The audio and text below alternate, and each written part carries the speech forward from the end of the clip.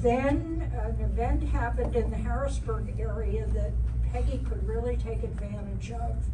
There had been a school for medical assistants, and it had gone on for some years. It was Dr. Bloom's school. Started in 1948. Yeah, starting in 48, but Dr. Bloom was getting old, and he was a little on the sick side, so he actually thought of moving his school out of downtown Harrisburg, but he was too ill to do it, and then he died. Well, that idea appealed to Peggy, and that is when she founded her school, and we want to call it by the right name here, the Academy of Medical Arts and Business. But this was done with the thought of many women who are looking for some job opportunity often after they have had some children and are ready to go back to work, or actually for the whole gamut of women, training them to really be valuable in a medical setting and offering them an opportunity for, a career of their own.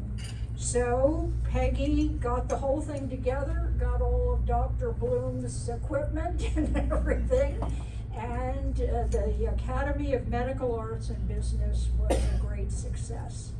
So as you might guess, I could be listing many, many other things that she breathed life into, like AAUW for one, like the Central Pennsylvania Democrats, and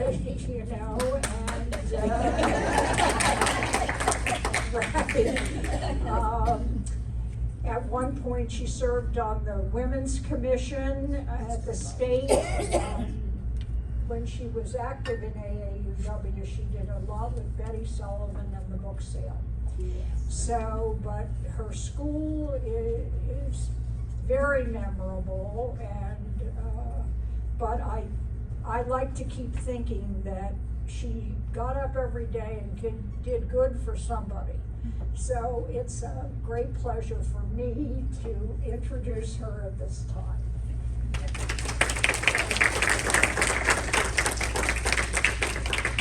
This was very hard for me. I want you to know I'm supposed to be writing a book. Everybody always says to me, why don't you write a book? Why don't you write a book? And I used to say, once I break my leg. Well, I broke my ankle pretty badly once, and that only kept me down for 2 weeks. Then I fell last Christmas time. I fell twice, in fact. Up 2 steps and then down 2 steps. And I was in a wheelchair for 3 days. So I just, obviously I have to come up with a new saying that I'm not going to write a book when I get hurt. But anyway, one of these days I will sit down and talk to somebody, because I realize I can't do it myself. And that leads me to say there's nothing I have ever done by myself.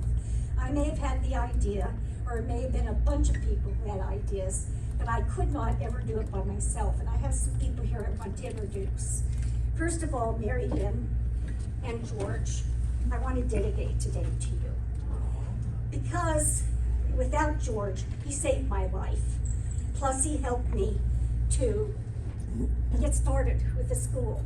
He led me to Mary Lou McDowell's husband, Ernie, who was public relations for the Harrisburg Hospital. And that led me to the stuff at the Bloom School.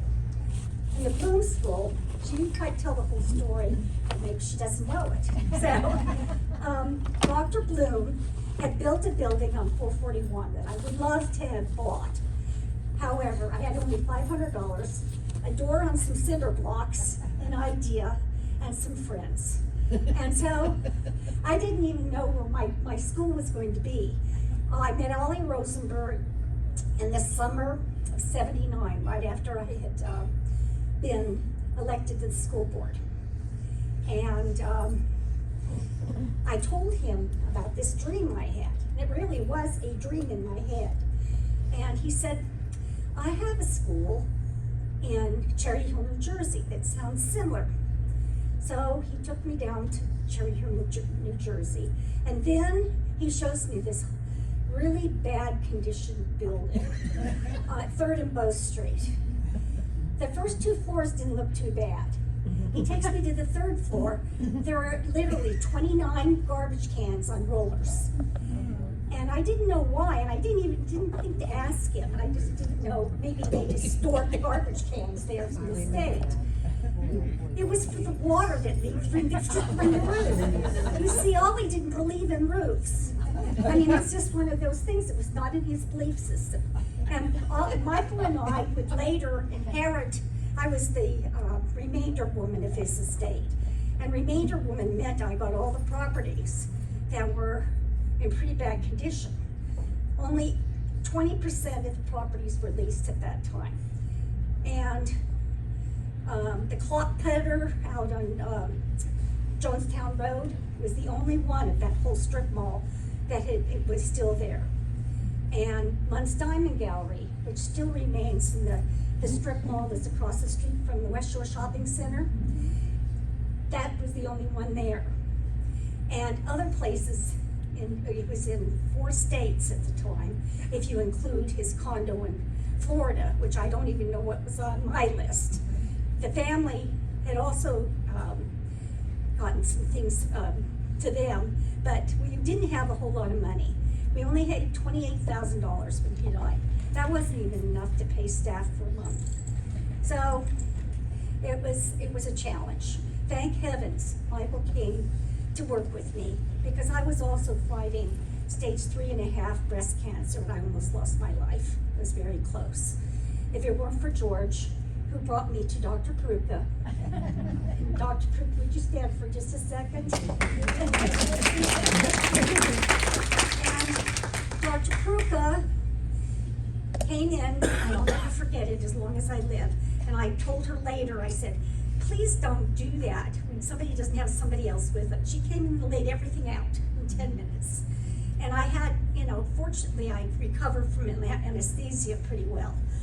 But she came and said, well, you're going to have 6 rounds of chemo, you're going to have radiation, and oh, by the way, we want you to have a stem cell transplant too. And I had no idea what she was talking about. I looked it up and I said, because you can die from a stem cell transplant. And I was one of the last people to be accepted for that program, because they weren't going to do breast cancer patients anymore, because somebody had fooled with the statistics in Africa. There was a program, a study in Africa. Anyway, long story short, I got into Johns Hopkins program, but Ollie died 2 days before I was supposed to start the process. And so I called them and I said, I can't come, and I will see if there's going to be room in a couple of weeks. If not, then that's the way it goes. I can't not be here for his funeral. So, anyway, the person who took my place, it saved her life. And she was not on the list. So his passing saved the life. And I know he would have loved to have known that. We're back to George Bloom II, just for a second, because I cut off the story for Mary Lynn, and she needs to know this. Anyway, George Bloom, Dr. Bloom, had a school in the Brady Hall on Front Street, and when he passed, there were still things in there from his school. But he also was building one on 441, this beautiful building, stone and with tile. He was obsessed with tile, setting tile mosaics. But he, kind of like Ollie, and they were both Jewish, he didn't believe in stair towers. So it could never pass inspection. He tried a lot, he put lots of money into the building, but he could never get it to pass. So I was lucky enough to be able to repurpose all of the things that he intended for a new school. I was able to take the lab things out, etc. And we're talking about these giant slabs of, I don't know what material they were, marble maybe, I don't remember what they were now. But they were huge, long lab tables. And I have 2 students here, if I'd like to ask them to stand. Kirsten Harris, and hang on a minute, I have to get these names right because I made them tell me them. And Renee Dermer, Giesemann. Okay, they both went to the academy while I still had it. And both of them now, my connection with Renee is that she now works for my doctor who has the Health and Wellness Center, the Bureau Health and Wellness Center. And she is what I call a patient navigator. She's SIGS coordinator, but she navigates us, believe me. Thank you. And Kirsten was she was a special student. And I always tell this story. I tell this story everywhere I go and I see her. Anyway, she was a fashionista. And I was pretty strict about uniforms, the length of, your nails couldn't be longer. If you look at your hand this way, you see your nails are too long. And there better not be any fingernail polish because you can't tell whether you have dirty nails or not. Anyway, and she would come to school with this red patent leather belt. And she must have more than one because I had a box. And she was going to see Sherry first, who was my assistant. I mean, she was really the counselor / assistant director. Sherry, please stand. Hey, Sherry! And Sherry would send her to me. And like I said, I had this box. By the time she graduated, the box was pretty full. It had all kinds of big earrings. And I told the kids they couldn't wear big earrings. Not just kids. My oldest student was 80, by the way. Anyway, she had these hoop earrings, and what if the baby pulled on that or something? So I said, it's for your own health and safety. I probably had 10 pair of earrings. Did she go to that? By that time, I probably realized I didn't need them. Anyway, there are 2 of my success stories that I've gotten to see and know as adults. And Kirsten came to me with a little boy. He was 3 years old at the time. And her dad had been singing at my graduations. His name was Owen Harris. And those of you who used to listen to Sunday morning, he had a gospel singing station.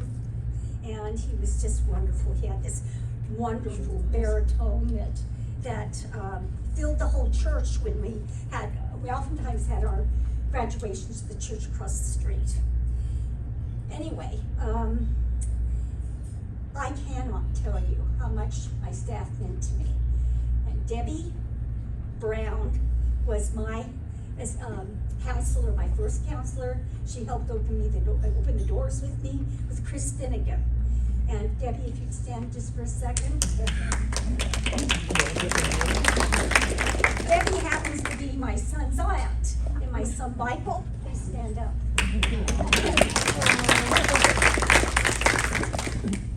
Let me get a little water here a second. I'm on a new medication, and it makes me really nervous. I'm not nervous talking to you. I truly mess right now. Anyway, Debbie had a little baby at the time, and we had plenty of room, and we hadn't really started classes yet, so I said, just bring the baby to work. And then I had my assistant director, which was Chris Finnegan, and her husband. She would have been here today, but her husband's in his last week. And she really, really is torn. And I said, you need to be where you need to be. And I said, we will honor you. And so if everyone could keep him and her in your heart, I'd really appreciate it. Chris was unbelievable. She took me from crayons to perfume. I had no idea what the Chamber of Commerce did. I had no idea what all these licensure boards were. I know I just tried to join some of them before I even had a school. You know, it was like, you know, she said, no, these are what you should do.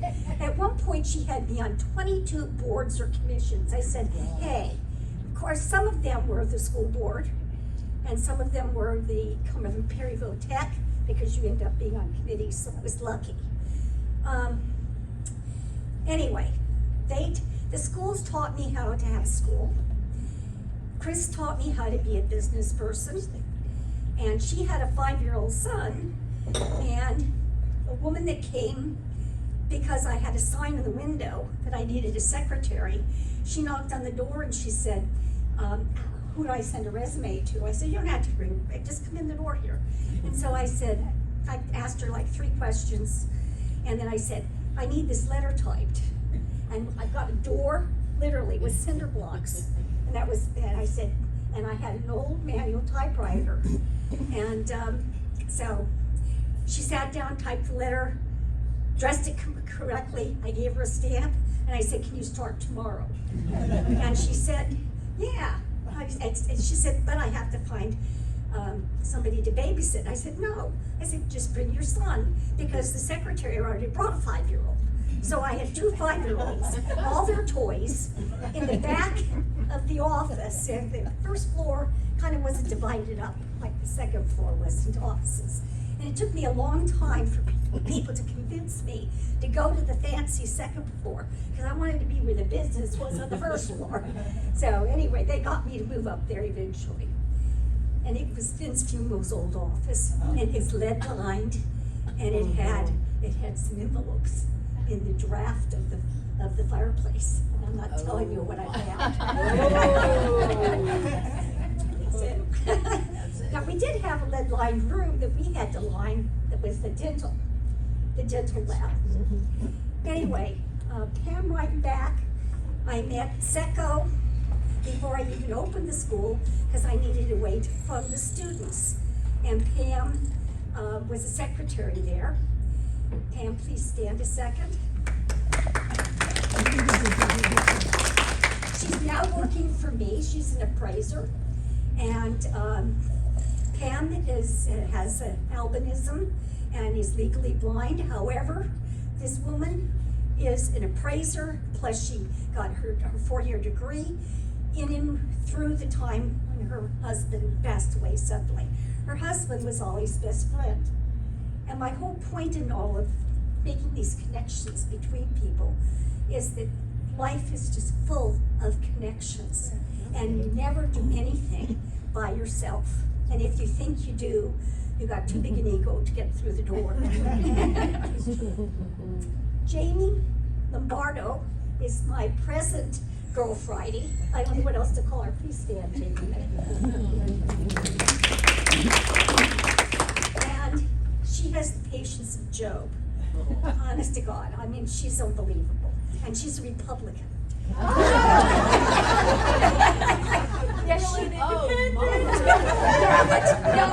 No, but she, up until recently, the last few years, she was definitely Republican. I can tell. Anyway. Socially liberal. Fiscally conservative. I say that because I'm vice chair of the State Democratic Committee for the 2nd time. And that leads me to Melissa Beta, who I met when Carrie was running. Stand, Melissa. I've known Melissa for quite a while, and she now is Director of Training, or First Vice President of Training, whatever. It was a long thing, so I'm butchering it, obviously, for Masonic Homes in Elizabethtown. And who have I not introduced to the table here? Sherry, I did, everybody. Okay, and I got you. Okay, there are a few people in here that I have known for years and years, but there's a few special people that I've known more recently. Kathy Bard, please stand. And she's the reason that I'm here today. She asked me, and I said, isn't there somebody else that can do this? Is there somebody else that you need to boost up? And I said, you would take no for an answer, so. And I thank you. Thank you. And we, Michael, Melissa, Kathy, and Becky, would you please stand a second? They're all four, go ahead. They're gonna be cooking tomorrow for a gourmet club that we all belong to. So it's really sweet, it's really weird what, the way we connect. So anyway, the academy was my baby, it was my dream. It was and I only could do it for 7 years. When you own a private school, you need more people than just one person. And I was working 24/7, essentially, and it almost killed me, literally. My white cell count got really high, and Dr. Waldorf, who was a ear, nose, and throat man here in town, his medical assistant had me take a blood test, and I was allergic to almost everything I was eating. And that's what happened. My body was fighting itself. So I heard the word leukemia because he said your blood count is high enough to be leukemia. Well, this is 1985, and I said, I'm too young to have this happen, and it can't be right. Anyway, I promptly went home and called the president of ABHES, which is Sherry helped me, Accrediting Bureau Health Education Schools. And his name was what's his first name? Wiener. Oh, was he the president? Mel Wiener. Anyway, I asked him, I said, would you like to buy my school? He said, hell yes, pardon my French. And I said, okay, because I had national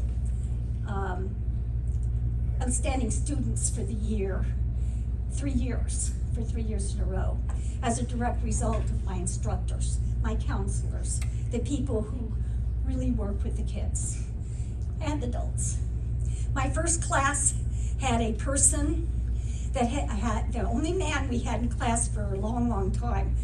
In fact, I think we had one male teacher, and then we had one man who was in the first class.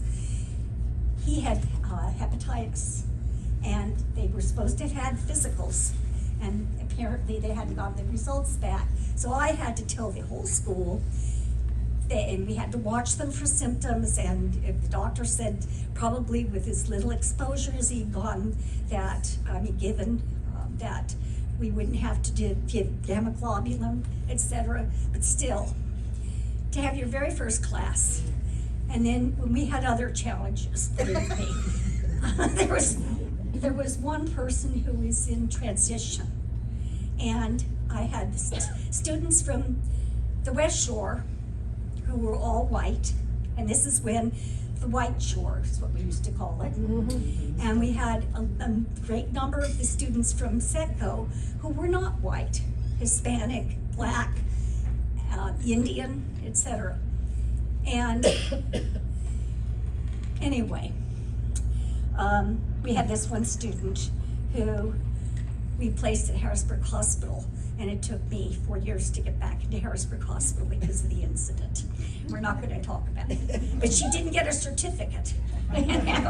But she took me to the Human Relations Commission, and I won, and anyway, long story short, I eventually gave her a restricted certificate because she couldn't type, and she was a medical secretary. You know, it's kind of important. It's really kind of basic. Anyway, I have tried my whole life to help people build on a dream. Whatever your dream is. When I was 7 years old, I decided I was going to go to college because I saw 2 women on their knees scrubbing floors. And I said, I can scrub floors, and I honor the fact that somebody's doing it, that I don't have to. And that brings me to another point. Charlie Shields, who was the superintendent of schools in Mechanicsburg, taught me what they call esprit de corps. And he taught me that no matter what the job is, that it needs to be honored. So I honor the people who are my garbage men. I honor the people who are my newspaper people. I honor the people who do the most menial things there are. And I thank the policemen when they're standing outside of buildings to protect me, because I don't want to do their job, to be quite honest with you. But when you own a business, you better know how to do it all. I knew how to plunge toilets. I knew how to clean up the garbage off of from the fireman's club that was next to us. I mean, condoms and people with their legs hanging out of cars, etc. Because 3rd Street used to be divided at Forster, and anything north of there was sketchy. And I helped clean it up, as well as all these other people that I have introduced to help clean it up. In fact, we had an anatomy lesson one day. And this man had probably had too much to drink, and he had his leg up on the window, you know, like on the windowsill, and his personality was was visible. So I turned it into an anatomy class. What am I going to do? And I said, just let him sleep. I said, so I went inside and got a pillowcase put over him and just let him sleep it off. You know, they had to go back to class anyway. So I wasn't going to call the police. He would have got arrested for indecent exposure, and he didn't need that on top of whatever other problems he had. So. I've done a lot of things, but what I learned because I came up real hard. I have 2 sisters who only graduated from 8th grade. I shop at the Salvation Army not only because I have lymphedema, one arm is much bigger than the other, and I can go down the line, put my arm in, and the jackets. I don't even have to try it on. If it doesn't fit the arm, it doesn't go. So. And there was a lady one time following me around Christmas time, and she said, "What are you doing, looking for change?" And I said, no. And in the Salvation Army, you have a shopping cart. You have to push it in between clothes, and my arm was really hurting, so I had to spread the clothes, shove the cart in, and she harumphed by me, and she said, "I know what lymphedema is. I'm a nurse." And I thought to myself, I'm really glad you're not my nurse. Anyway, it was an idea. What I did, I went to the bank and got $100 in $5 and $1 bills. And I went back and I used the Fibonacci theorem, and I went 2, 4, etc., and pinned money on the inside of the jackets somewhere, or some other piece of clothing, that it was in such a random, most people wouldn't have figured it out. They would have gotten tired after the 10th jacket that they looked in and couldn't find it. So every time I've had something bad happens, I try to turn it around into something positive, at least in my own mind, so that I can help other people. The sister that went to the Salvation Army was 7 months pregnant in California. I lived back here with my 2 sons, and she was carrying mixed race babies, and my mother wouldn't allow her to come to live with her. And I still take care of them to this day. There were times when I had to borrow money to take care of them. I have a younger sister who was probably only a 3rd grader mentally, and she only went to 8th grade. Both of them had a great deal of trouble with seeing. They had amblyopia and some other issues with their eyes. And both of them, unfortunately, have children that have schizophrenia, and one was with one mom, one was the other. So I was so lucky not to have that. It's my responsibility. Even though they're half-sisters, they are my responsibility, along with a whole lot of other people that I help.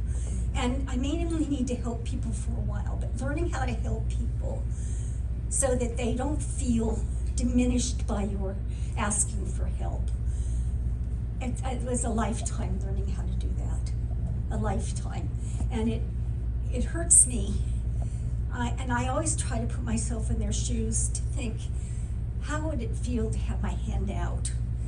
And because it's family, I tried so hard to get them their GED. I'm teaching GED and can't even get my sisters to get their own GED. They've never had a mammogram.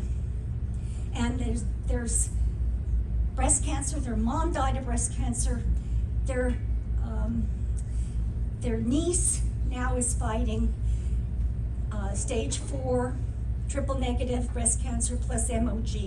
The immune therapy brought out a latent gene. And I had breast cancer pretty bad.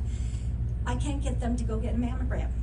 So it's just, you can lead a horse to water, but if they don't want to help themselves, there's nothing you can do. But I did not want to see their children do the same thing.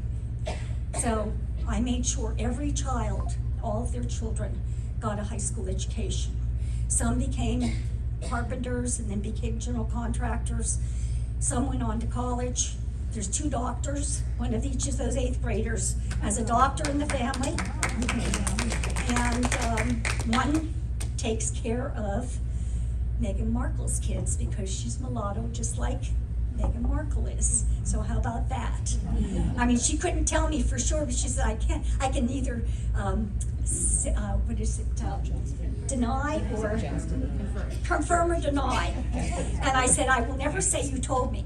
But I caught Megan walking out the office door one time. I said, so it's my own eyes that saw it. And to be kind to people no matter what. And I'm going to end by reading, and I'm sorry, Sean, that we went through all of this without using it. But it's not, well, I'll come back another time if you'll have me to talk about the city of Harrisburg and all the wonderful things that are there that myself and other people helped to put together. And I would be very glad to come back. It'd probably take about 20 minutes, but I'd like to do that sometime. Anyway, I have a letter here that I want to read. I think it's over here. And I also have some other things.